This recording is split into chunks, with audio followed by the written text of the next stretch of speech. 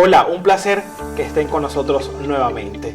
Estamos en otro jueves de inmigración con el abogado Antonio Ramos, quien nos está acompañando durante todo el mes de enero para aclarar sus dudas en diversos temas migratorios tan importantes para muchos en nuestra región.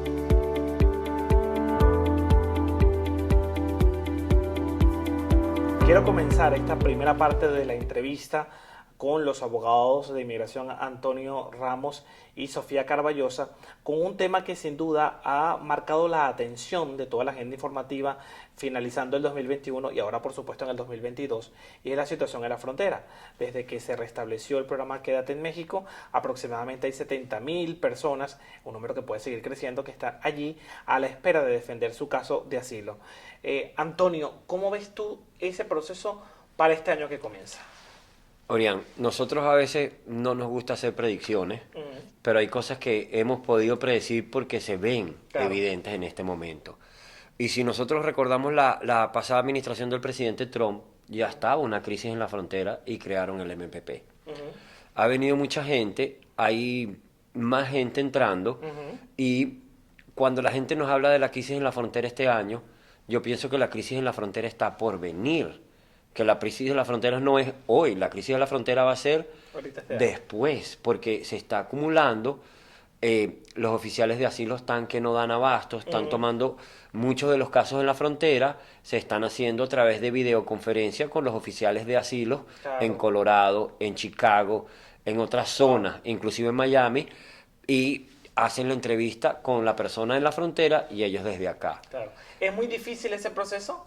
Están tratando de hacerlo rápido, pero cuando estamos hablando de cientos de miles de personas, un oficial de asilo, en mi experiencia, yo no pienso que puede tomar más de 3 entrevistas de asilo en un día. Claro. Normalmente toman 2 en la oficina de Miami, presumo, o sea, no es algo que está escrito. Pero los oficiales de asilo pueden hacer 2 o 3 entrevistas al día. Entonces estamos hablando que los números son limitados entre el número de oficiales y el número de personas. Y por eso la espera, y por eso las esperas en México se van a hacer más largas y van a hacer el MPP, y por eso podríamos nosotros tratar de predecir de que la crisis en la frontera viene más grave, porque la gente sigue viniendo. Y si lo vemos de la parte filosófica, mientras mejor está los Estados Unidos, más gente quiere venir. Claro, no, y la situación en los países es muy compleja. Sigue la crisis por el coronavirus, el impacto económico. Ahora, ¿cuál sería tu recomendación para las personas que tomaron esa vía? Por supuesto, desde este espacio nunca se invita a que la gente tome un camino de este tipo por los riesgos, porque es un camino prácticamente ilegal, porque hay muchas personas que no tienen ni siquiera una visa para poder entrar al país. Pero quien ya está allí y está dispuesto a seguir este proceso como abogado, ¿qué recomendación claro, o comentario se le habría que dividir la gente que viene en 2 grupos? Porque hoy está pasando ¿Cuáles son esos 2 grupos? Hoy cambió. Antes era un grupo que la gente venía como lo que llaman brutamente el coyote, y lo montan en el camión y hasta donde llegue. Okay. Hoy mucha gente viene y se entregan en la frontera. Mucha gente que está pasando no quiere pasar escondido. Claro. En lo que pasan de ahí, llaman al oficial y tratan de hacer su procedimiento de inmigración, que eso no existía antes. Y por eso fue que generó quizás que están entre las cuestiones del gobernador de Texas y las cosas políticas, tratando de poner el MPP. Claro. Porque por primera vez la gente está viniendo a pedir asilo directamente, no a pasar escondido. Y tenemos el que va con el coyote, que es el que, como dicen en la calle, el que viene cruzando muchas veces pasa y no tiene que pagarle a nadie. El que viene con el coyote es el que compra el puesto en el camión, y hemos visto las cosas que pasan con los camiones. Es algo muy diferente. Terrible. Ahora, una persona que solicita asilo político en la frontera, que no tuvo ni siquiera una visa de turista, ¿qué porcentaje tiene de ganar un caso? Mira, realmente los porcentajes de asilo, y esto es algo que es una interpretación mía, mi opinión personal. Claro, sí. La gente se confunde porque están los oficiales del ICE, y los oficiales del ICE tienen los oficiales de aduanas y del borde, que son Customs and Border Protections, y tienen unos oficiales que se llaman ERO, Enforcement Removal Officer, que son los que llaman los oficiales de deportación. Okay. Toda persona que pasó por la frontera tiene a cargo un oficial de deportación que revisa su caso. Entonces, cuando los oficiales de deportación revisan cada caso, toman determinaciones distintas, depende de lo que ha pasado, si es una persona de reentry, si es todo eso. La persona cuando estamos hablando con estos oficiales estamos hablando de estos oficiales de inmigración, ellos son los que tienen el poder de que dan la fianza o no con la persona pidiendo asilo. ¿Ok? Pero estos oficiales de inmigración tienen un carácter como un policía. Okay. Literalmente, los oficiales del ICE soportan a los SWAT, a toda la policía federal. Es la policía federal, no solo de inmigración. Interfieren en todas las cosas que vengan de otros países, como las drogas. Okay. Y mucha gente no lo entiende. Pero cuando la gente habla de un oficial del asilo, no es un oficial de policía. Claro. El oficial de asilo, desde mi punto de vista, es un oficial humanitario. Claro. Y su trabajo es dar el asilo. Por ejemplo, al del juez. Inclusive el juez es lo mismo. El juez y el oficial de asilo, los dos, si la persona tiene el asilo, ellos le quieren dar el asilo porque le están protegiendo su vida a que no vuelva una persecución política, por ejemplo, del comunismo, o una persecución religiosa. Entonces, muchas veces los oficiales se interesan en ver si la persona está diciendo la verdad, porque si la persona dice una mentira, claro, se va todo el procedimiento. Y si la persona dice la verdad, el oficial va a tratar de verificar si tiene el caso para no devolverlo a su país. Es decir, que una buena recomendación sería ser honesto en lo que usted va a hacer. Siempre. La primera recomendación, entre el oficial de asilo y el oficial de deportación hay una diferencia. Mentir al oficial de asilo es la única persona que le puede dar una oportunidad al que está en la frontera para pasar y estar aquí con la creíble. Igual el deportador. El deportador es más difícil mentirle, de verdad, vamos a estar claros. Pero si el oficial de asilo siente que le están mintiendo, sigue la corriente, hace su entrevista, hace una decisión negativa, y es bien difícil para las personas hoy en día, con una decisión negativa de creíble, salvarse. Muchas personas que le dan la negativa a la creíble, los van a montar en un avión. Claro, y los van a devolver. Sí. Entonces hay que estar muy pendientes de eso. Sí, exactamente. Fíjate que mucha gente que toma la decisión de venir se entusiasma cuando ve noticias como por ejemplo la que vimos antes de finalizar el año. Es un estudio que estaba revisando de la Universidad Syracuse de Nueva York, que revela que en los últimos 20 años el 49% de las solicitudes de asilo hechas por venezolanos han sido aprobadas, y que también hay un 39% de cubanos, siguen los colombianos y los nicaragüenses con un 29%. Es decir, que cuando la gente siente que los están aprobando, eso les entusiasma venir. ¿Es el asilo hoy en día esa carta para poder tomar una vida y estabilizarse en este país migratoriamente? Vamos a tomar por los países, porque tú mencionaste países que no es una coincidencia que son países tomados por el comunismo. Claro, como Venezuela, con Nicaragua y Cuba. Exactamente. Entonces, sí son los países que están teniendo más asilo porque hay opinión política. En muchos otros países hay crisis económica, crisis de crimen, no política. Es una crisis política por decir, pero no por una opinión política, la gente es perseguida. Claro. Entonces, realmente, vamos a tomar el área de Miami. Yo reviso las estadísticas que son públicas. Okay. Y en el área de Miami aprueban el 20% de los asilos hace 20 años en averaje. 21, 19, 23... así. No llega al 30%. No. Nunca va a llegar al 30%. Entonces, cuando vamos a ese 20%, si sacamos de ese 20%, por ejemplo, solo los venezolanos que aprobaron el asilo, son más o menos un 40% de venezolanos de los que aprobaron dentro del 20%. ¿Entiendes? Eso es lo que quiere decir. Pero no es que están aprobando más asilos de venezolanos que nada, porque de verdad yo pensaría que los que aprueban más asilos son los chinos por el número de gente. Ok, pues estadístico. Y el venezolano se presta a que muchas veces estuvo en situaciones políticas. El cubano se presta que se le puede presentar una situación política solo por comprar una langosta, porque en Cuba ya es peor todavía. Exacto, pues. Sí.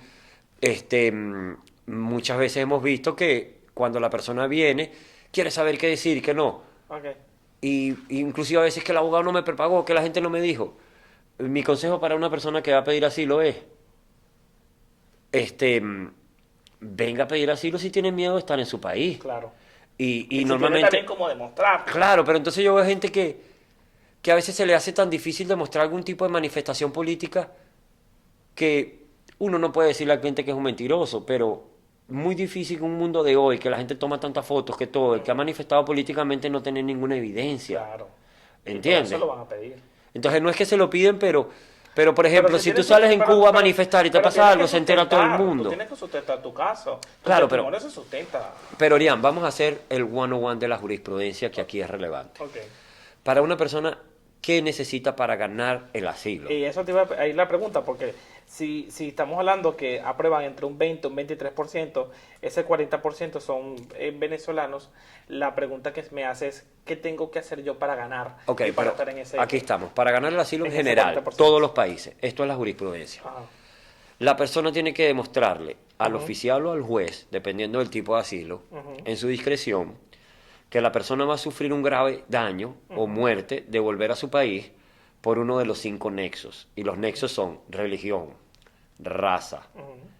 género, opinión política, grupo particular y extra, que sería el sexto, convención con la tortura. Si la persona es torturada por un ente del gobierno o un ente que el gobierno no pudiera controlar. Ok. Entonces, si la persona está dentro de una de esas 5 categorías o 6 categorías, Ujú. a la discreción del oficial en un 10%, es lo que dice la ley, lo entregan en el asilo. No 100%, 10%. Wow. ¿Ok? Hemos visto muchos casos que las personas teniendo un 15% se extienden y se enredan. Porque es básicamente, mientras que vemos la angustia de muchos clientes que vengan de un país perseguido, traen un drama porque la persecución genera un drama y un trauma. Y el Claro. trauma va por dentro, no se Claro. ve por fuera. ¿Qué pasa con ese trauma? Que la persona, cuando se enfoca en tratar de su caso de asilo, trata de hablar más de lo que pasó, que vendría siendo hasta un 20, un 30% del caso, y es un 70 o un restante el peligro El de lo que contexto. pasaría después. Ok, ok. Porque si ya la persona se salvó, ya se Ya salvó. salvó. Y el asilo sería para que no se tuviera que morir en el Exactamente, futuro. exactamente. El enfoque no puede ser que como ya se salvó le den el asilo. Evidentemente tenía que salvarse para poder pedir el asilo y ahora demostrar que lo van a Para perseguir. entenderlo y ponerlo más claro, es decir, que mi testimonio de mi sufrimiento, de mi persecución, debe marcar un 70% de mi declaración. El futuro de lo que te pueda pasar. Pero entonces lo más importante, Pero en qué- un asilo se puede ganar por la ley. Es muy difícil. Ujú. Y no quiero, con la modestia que me caracteriza, como dicen en América TV, yo lo he hecho. No es que estoy hablando de una cosa inventada. Pero un asilo se puede ganar solo con un testimonio. Solo el testimonio. Porque si una persona se escapó de Cuba y se montó en una lanza y se vino en la balsa y llegó, o si una persona salió de Venezuela y llegó, no tiene la oportunidad de tomarse una foto en una persecución política, Claro. no tiene la oportunidad de pedir eso. Pero cuando la persona hace el testimonio, muchas personas a lo que piensan es el cross-examination. Ok. Y cuando hay un cross-examination, por ejemplo en la corte, eso es que van a saber la verdad a través del testimonio. Antonio, pero entonces para que la gente entienda, en un 100% de mi declaración, yo debo estar, por ejemplo, en un 40% en lo que narrar lo que he sido, lo que he sufrido, y en un 60%, para poner un porcentaje, decir qué pasa si yo regreso ahí. Yo diría así, vamos a Dímelo. hablar como la técnica que yo le recomendaría a Dame, alguien, porque vamos ahorita con hablamos lo técnica. general. Ok. Nosotros aquí tenemos un sistema que se llama el sistema de línea. Y nosotros hacemos que el asilo, la forma entre 2 puntos más rápido, es Sí. una línea recta. Es una línea recta, yo sé. Por mí, si la persona pudiera ir a decirle al oficial, me da el asilo, eso es todo. Pero hay personas que quieren hablar más, pero Claro. realmente es la planilla de asilo, Ajá, completada la I- completamente la planilla I-589, 589. que Que por la voy a dejar aquí para que la gente la tenga. para que la puedan acceso a bajar ella. con el link Exactamente. de abajo. Y su contacto, por supuesto, por si tiene. Claro, pero esto es una planilla en español la Ok. que vamos a poner, porque mucha gente habla de la 589 imaginariamente, Ok. en español. Ok. En español. Paso Entonces, número 1, llenar mi planilla. llenar la planilla. Ah, Paso número número 2, los recaudos, Ok. como son las partidas de nacimiento, si la persona entró por Pasaporte. avión o no entró por avión, el pasaporte, el testimonio y si tiene pruebas. Testimonio. El testimonio es mi declaración de lo que yo sufrí. El testimonio Y escrito. lo que me puede pasar si regreso, ¿cierto? El testimonio escrito. Y, Ok. y si tiene evidencia, evidencia. Las evidencias. Y de último Ajá. sería el testimonio oral, cuando la persona Que es habla cuando su yo voy a caso. mi entrevista. Claro, porque en la entrevista hay Oh. una palabra americana que dice demeanor. Ok. Porque en la entrevista es el testimonio y la conducta Ok. mientras que cuentas el testimonio. Ok. Y la conducta y el testimonio hace que se vea si es verdad o no. Todo Entonces, eso tiene que ir en conjunto. Eso, En conjunto. Eso es una especie de orquesta. claro, pero vamos a poner que literalmente una persona salió de Cuba, vino en una balsa, lo detiene en el borde, pasa detenido. Cuando él presenta el asilo, el juez no está esperando pruebas. Una persona que acaba de llegar de Cuba, está detenida, están haciendo un asilo expreso porque está detenido, Claro. es 100% en el testimonio. Entonces, muchas personas sienten que podrían tener una evidencia tan buena que van a ir a decirle al juez, bueno, ya está la evidencia, no me pregunte. Claro. Es imposible. El oficial va a preguntar El juez va a preguntar para y, certificar que esa evidencia es correcta. Quizás sería, la analogía sería como una tesis. Es una tesis. Yo soy el tutor, la persona viene, presenta su proyecto, limpiamos ese proyecto, ponemos la evidencia y va a presentar enfrente del panel. Correcto, y quiero repetirlo porque es muy importante lo que hemos, digamos, centralizado en este momento, los pasos, ¿no? Primero la planilla, la I-589, que completa, la vamos a colocar en totalmente. español. Y también vamos a colocar el dato de la oficina de Antonio para que mucha gente que tenga alguna duda y que esté aquí en Estados Unidos ya y tenga alguna duda, lo contacte. Segundo, los recaudos que son pasaporte de tu partida de nacimiento. Tercero, el testimonio, muy importante, donde usted detalle sencillo, lo que vivió, sencillo. pero Esa es con la otra. detalles, ¿correcto? Por ejemplo, a mí no me gusta un testimonio de más de 3 páginas. Me parece absurdo. Okay. Me parece exagerado 3 páginas. Okay. ¿Por qué? Porque muchas personas van a poner en el testimonio, yo, Antonio Ramos, que estudié Derecho y mi opinión política, y eso es la primera página de la planilla. Okay. Mucha gente, porque las costumbres de nuestros países hacer las declaraciones así. Sí, ya la planilla tiene la fecha de nacimiento, qué estudió, dónde lo estudió, dónde trabajó, toda esa parte biológica está en la planilla. Y céntrate en tu Entonces, testimonio. mi recomendación del testimonio es poner cuándo fue dañado, maltratado o amenazado, porque eso es lo que habla. El testimonio de asilo, lo que pasó en Venezuela, lo que pasó en Cuba, lo que pasó en Tales, fue dañado, maltratado o amenazado. Y de ahí decir qué significaría si me regresan al lugar donde y entonces, me dañaron. Y ¿por qué? Porque hay personas que quizás nunca le hicieron nada, vinieron, los están esperando para matarlos, le van a dar el asilo. Pero si es solo con el testimonio, la ley dice que si ya te pasó algo en tu país por política, es más probable que te vuelva a pasar y ya está un poco más cerquita. Muy importante, las evidencias y que usted se prepare con su tutor, que en este caso es su abogado. Es como un tutor legal en todo caso. Claro, pero es que mucha gente hoy por hoy para que vayas a la entrevista. Vienen. Mira, yo he trabajado muchos años con detenidos. Yo trabajé en la corte de los detenidos, más que he representado detenidos que vienen llegando, más la gente. Si lo hacemos como una analogía de quién maneja bien y quién no, hay una estadística que dice que el 95% de la gente que maneja creen que están en el top 5% de los que manejan mejor. Y estadísticamente sería imposible que el 95% sea el 5%. En el asilo pasa que el 85% de la gente viene con lo que le explicaron en su país y sienten que por una cuestión del bien divino tienen el asilo. Y a veces no es así. A veces hay que revisar el caso con los detalles. Y yo creo que por eso es importante asesorarse. Y sobre lo que puede pasar si a usted le niegan el asilo, yo lo voy a conversar con la abogada Sofía Carballosa para que me explique ahora esa parte, qué ocurre cuando ya después de ir a mi entrevista me la niegan, dónde puedo apelar, porque es muy importante. Pero yo quiero que estés conmigo en la segunda parte porque hay un retraso importante. Hay 8 millones de casos que están pendientes, hay un número importante de permisos de trabajo que están en un limbo ahorita y qué puede hacer una persona. ¿Me lo puedes explicar?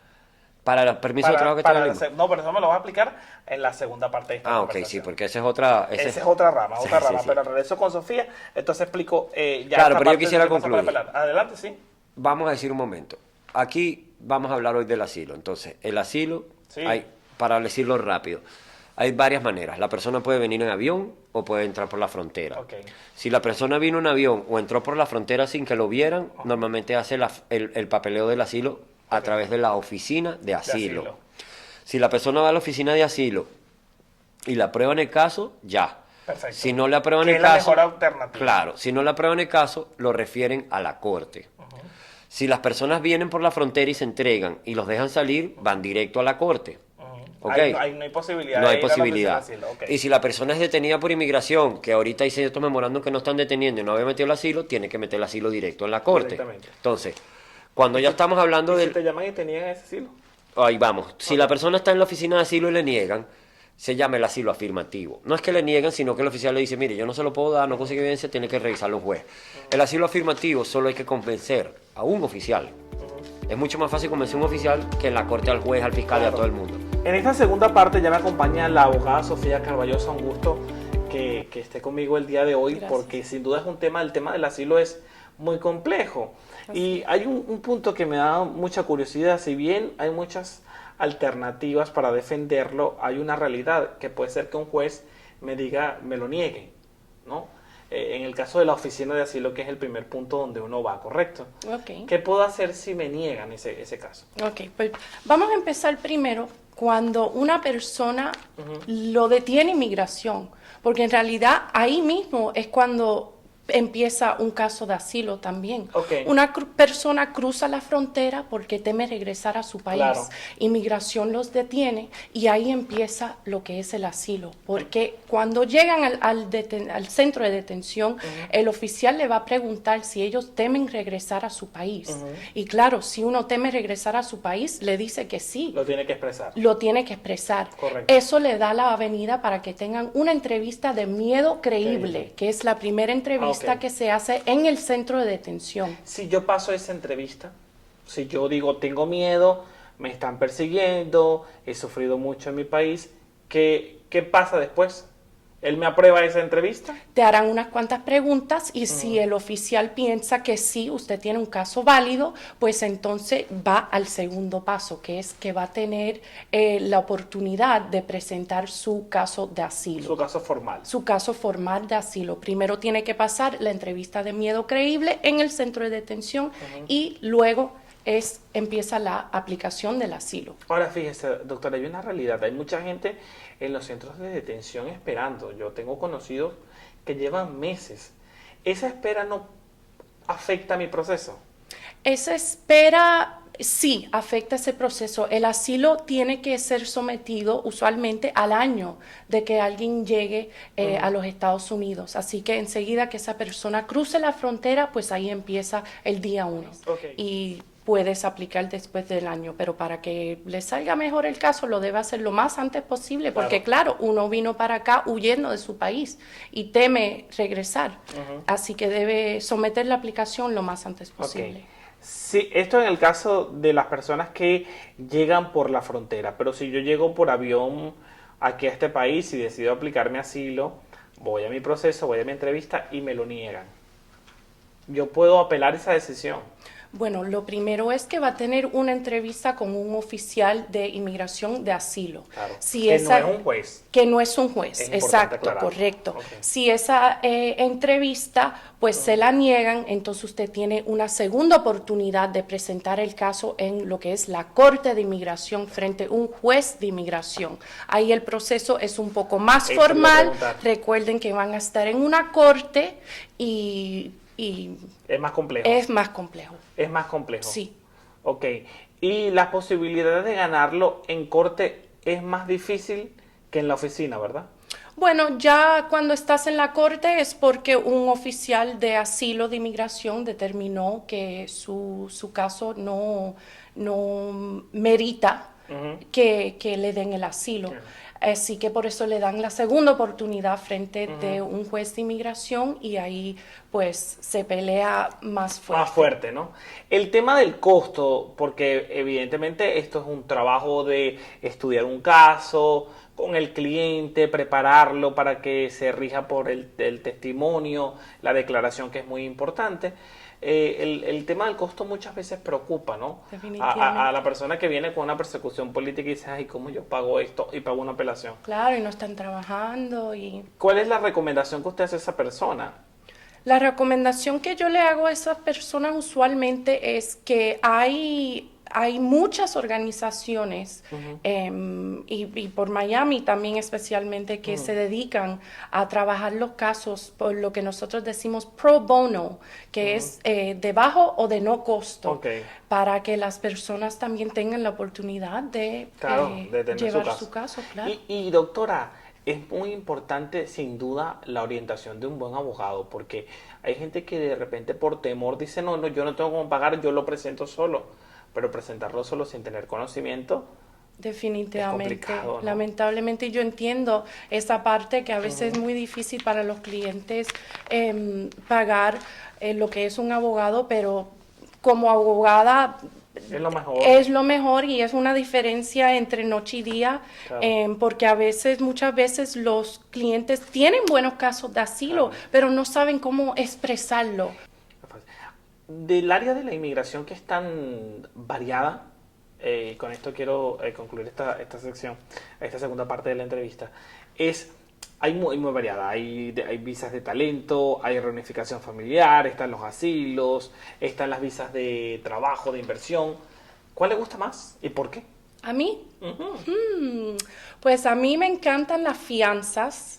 Darle la libertad a una persona para mí es lo máximo. ¿Qué es lo más complejo de ganar, de obtener una fianza, de ese proceso, doctor? La comunicación con el centro de detención, porque es imposible, casi imposible comunicarse con el centro de detención, con el oficial que está encargado de la persona que yo estoy atendiendo. Pero yo soy una persona que no me doy de vencida y yo llamo y no me contesten y yo llamo y el seguimiento es lo más importante para mí. Y para las fianzas hay que moverse rápido y darle mucho seguimiento. Ahora, por ejemplo, voy a poner el caso que conozco que es familiar. Digo familiar, me refiero por el conocimiento que tengo. Si una persona intentó cruzar la frontera, tiene 3 meses detenido, ¿hay una forma de obtenerle a esa persona una fianza? Depende de cómo inmigración le ha puesto los cargos. ¿Qué documentos tiene inmigración? Lo que es ICE primero, los policías, digamos, de inmigración. Y eso cambia el análisis, pero usualmente se puede pedir una fianza y...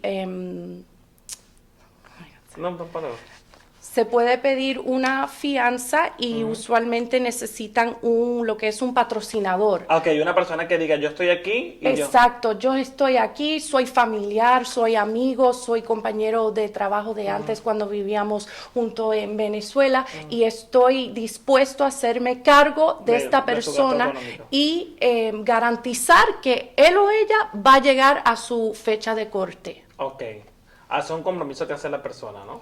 Sí. Sí, es muy importante. Y si pasan 3 meses, ¿no complica el tiempo para obtener esta fianza? No complica el tiempo, pero si ha pasado 3 meses, contacten a un abogado para que ellos empiecen a ponerle presión al centro de detención. Claro, porque si no te quedas allí, ¿no? Claro, y hablar con el oficial, ver qué es lo que quiere el oficial. Ahora, si yo estoy en este momento en ese centro de detención y me dan la fianza, ¿no corro el riesgo de que me manden a México a esperar a presentar mi caso de asilo? No. ¿Por qué no? No, ya cuando está aquí y usted pasó la entrevista de miedo creíble, le han dado una fianza, ya usted se queda aquí en los Estados Unidos. ¿Y esa fianza significa un costo para la persona que te va a recibir? ¿Tú tienes que pagar? Sí, sí. Lo puede pagar todo o puede ir con una compañía, un fiancista, y ellos lo pueden ayudar con eso. Perfecto. Bueno, muy importante lo que ha dicho, sobre todo entendiendo que el eje de esta conversación es lo que se vive en la frontera, donde muchas personas están allí, algunos detenidos en centros de inmigración y otros están esperando en México a la espera de esta entrevista que se hace en carpas allí en la frontera para defender su caso de asilo. Así que muchas gracias, doctora. De nada. Bueno, seguimos con más de esta conversación, así que gracias por estar con nosotros y vamos a tener al abogado Antonio Ramos porque hay otra realidad que se está enfrentando en este momento el sistema de inmigración de los Estados Unidos. Para que tengan un cálculo, aproximadamente 8 millones de casos están pendientes de ser resueltos por el Servicio de Inmigración. Para que tengan un dato adicional, de esos 8 millones de casos, 1.4 millones son permisos de trabajo que son necesarios para que usted pueda desenvolverse en su vida cotidiana, y esto está afectando a mucha gente, así que lo vamos a hablar, estén muy pendientes y gracias por acompañarnos.